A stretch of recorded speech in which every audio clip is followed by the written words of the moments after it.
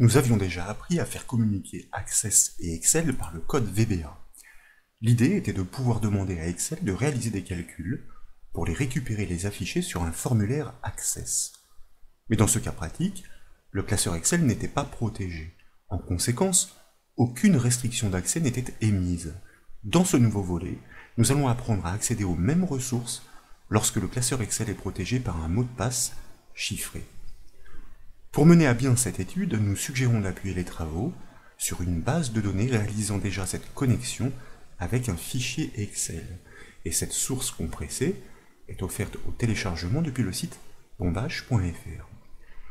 Vous le verrez, la décompression livre un fichier de base de données nommé Ouvrir Excel protégé, accompagné d'un fichier Excel nommé Calcul de prime. Tout de suite, je vous invite à double-cliquer sur ce classeur pour l'ouvrir dans Excel. Et comme vous le constatez, la route est barrée. L'accès à ce classeur est effectivement protégé par un mot de passe. Je vous invite à taper le mot de passe 1319 et à le valider par OK. Nous découvrons un tableau des ventes réalisées par des commerciaux d'une entreprise. Elles ne sont pas encore toutes renseignées. Ces inscriptions doivent se faire à distance depuis un formulaire Access. Une formule existe en colonne H. Elle permet de calculer la prime à attribuer. Ce calcul dépend de la tranche dans laquelle se trouve chaque résultat dans le petit tableau situé entre les colonnes J et K. Et c'est la fonction recherche-V en mode approximatif qui est utilisée. Pour terminer les présentations, nous proposons maintenant d'accéder au formulaire Access devant interroger cette feuille Excel pour rapatrier les données concordantes. Tout d'abord, je vous propose donc de fermer ce classeur, ensuite de double-cliquer sur le fichier de la base de données pour l'ouvrir dans Access, et dans le volet de navigation sur la gauche, double-cliquer sur le formulaire F commerciaux pour l'exécuter. Nous retrouvons le formulaire que nous avions développé à l'occasion de la formation que nous avons évoquée précédemment. En fonction d'un chiffre inscrit dans la zone CA, la prime est calculée par la feuille Excel que nous venons de présenter. Cette prime est alors rapatriée en VBA Access dans la zone intitulée prime. Mais par rapport aux travaux d'origine, une modification notable est à observer. Elle concerne la zone de saisie intitulée mot de passe placée sur la droite du formulaire juste au-dessus de la barre de navigation personnalisée. Si elle n'est pas correctement renseignée, la connexion à Excel en arrière-plan échouera inévitablement. Et nous proposons de le démontrer. Pour ce premier commercial, par exemple, je vous propose de modifier son chiffre d'affaires à 22 000 € et de valider, par exemple, avec la touche tabulation du clavier. Et comme vous pouvez le voir, Excel ne dit pas non à l'interaction, mais une boîte de dialogue intermédiaire se dresse. Elle demande tout d'abord de renseigner le mot de passe d'accès pour faire sauter la protection. Bien sûr, si vous le renseignez, comme tout à l'heure, 1319, et que vous validez, le traitement se poursuit, la communication est établie par le code VBA Access déjà en place, et la donnée calculée par Excel est importée dans la zone de texte intitulée prime. Mais ce type de fonctionnement n'est pas satisfaisant du tout.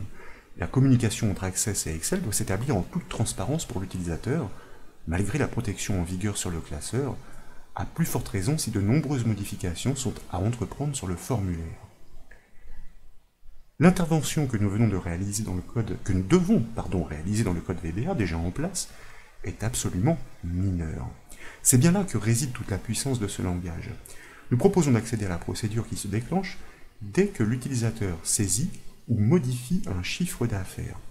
Pour cela, je vous propose à gauche du ruban accueil de cliquer sur la flèche du bouton affichage, dans les propositions de choisir le mode création, ensuite sur le formulaire en conception de cliquer sur la zone de texte ces chiffres, celle du chiffre d'affaires. Dès lors, nous allons activer l'onglet événements de sa feuille de propriété pour pouvoir cliquer sur le petit bouton associé à son événement après mage. Comme une procédure lui est déjà associée, nous basculons directement dans l'éditeur VBA Access, plus précisément entre les bornes de la procédure événementielle, ces chiffres after update. Son code VBA se déclenche dès qu'un montant est saisi ou modifié dans cette zone de texte. Très brièvement, pour résumer le code, une référence à Excel est ajoutée au projet.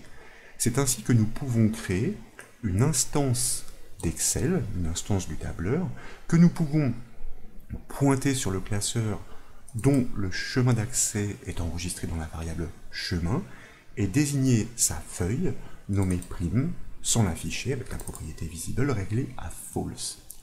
Ensuite, nous cherchons la personne concernée dans le tableau Excel et nous rapatrions la prime calculée par ce dernier sur le formulaire Access dans le champ nommé C'.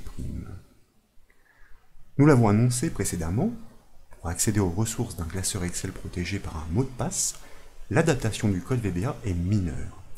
Il suffit simplement de transmettre le mot de passe dans la chaîne d'ouverture du fichier désigné par la méthode Open de la collection Workbooks de l'instance Excel représentée ici par l'objet fenêtre.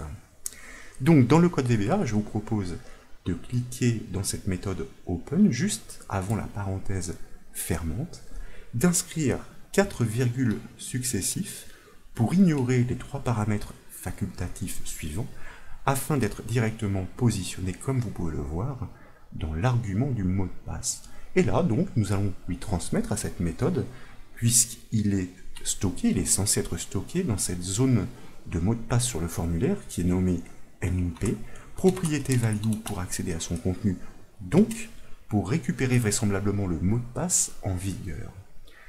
L'adaptation est déjà terminée. Il ne nous reste plus qu'à tester. Je vous propose d'enregistrer les modifications, de revenir sur le formulaire Access, de l'exécuter pourquoi pas avec la touche F5 du clavier. Dans la zone mot de passe, nous allons taper une bonne fois pour toutes le mot de passe qui protège l'accès au classeur Excel avec lequel nous sommes en train de communiquer, et puis, dont vous constatez d'ailleurs que cette zone est encryptée, et dans la zone du CA, nous allons cette fois-ci majorer de façon assez conséquente le chiffre d'affaires. Nous validons avec la touche tabulation du clavier, et vous remarquez presque aussitôt que la prime s'actualise juste en dessous. Elle a bien été calculée par Excel, mais cette fois la transaction s'est faite en toute transparence pour l'utilisateur. C'est donc en toute ergonomie que vous pouvez maintenant naviguer au travers des enregistrements du formulaire et modifier les chiffres pour actualiser automatiquement les primes. Voyez-vous ici, nous pourrions nous déplacer sur le 4e commercial. Cette fois-ci, nous allons minorer son chiffre que nous validons avec la touche Tab du clavier, et presque instantanément, le temps que la communication s'établisse avec Excel, qu'Excel réalise le calcul et restitue son résultat, nous obtenons bien la prime qui correspond tout simplement au chiffre d'affaires réalisé selon la grille de barème que nous avons présentée sur la feuille Excel. Voilà donc pour cette nouvelle astuce VBA Access consistant à démontrer comment il est possible d'accéder aux ressources d'un classeur Excel protégé par un mot de passe. J'espère que cette nouvelle astuce vous a plu. Si c'est le cas, comme toujours, je compte sur vous pour mettre un petit j'aime à la vidéo, et comme vous le savez, vous pouvez retrouver toutes les astuces et formations sur le site bombache.fr. Je vous remercie.